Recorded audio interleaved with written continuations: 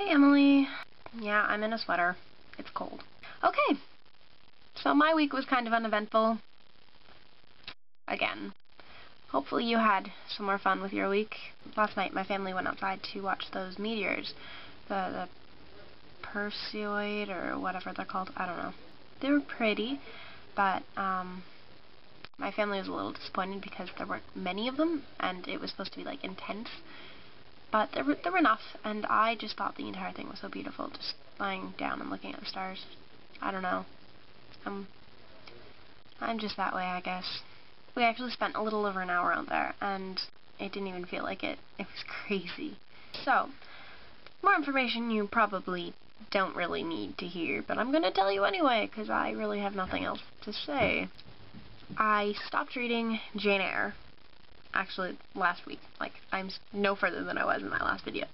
And the reason for that is because I found out just after that the next adaptation that Pemberley Digital is going to do is Emma. So I started reading Emma, and it's amazing, actually. Like, so much better than Jane Eyre. I'm sorry. I suppose Jane Eyre gets better as it goes along, but I've never been a real fan of Gothic novels. They're so melodramatic, and like, oh my goodness! I've been locked in a room and I think I might see a ghost, except it's just my imagination. And it's just like, really? Really?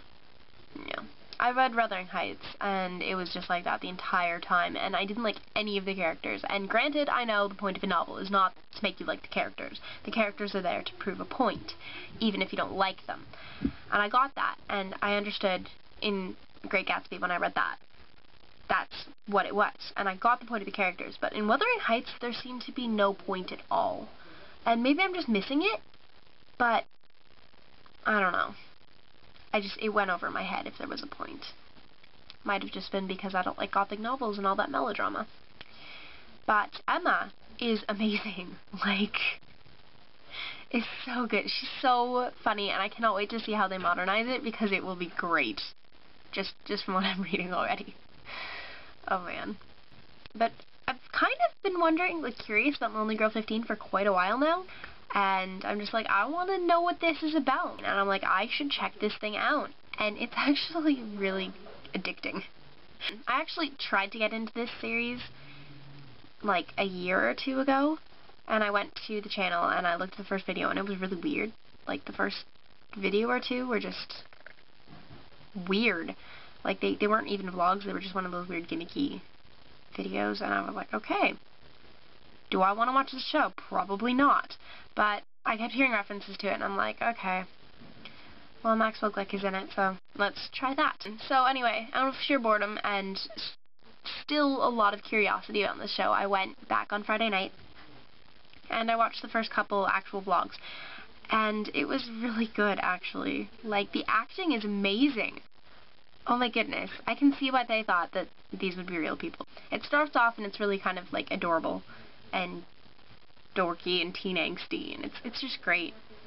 And then it gets really weird really quickly, and you should check it out if you have a lot of time. I've watched like 80 episodes of this show so far. Now granted, the episodes are like a minute or two long, most of them. There are a couple that are like 3 or 4 minutes. But it's addicting. I just want to turn on my computer and watch some more. But I have actual things to do, like go to work and teach swimming lessons, which are really, really boring. I don't want to do it. I want to watch Lonely Girl 15. I've been working more on my book. I will grant that I've kind of stopped writing it a little bit.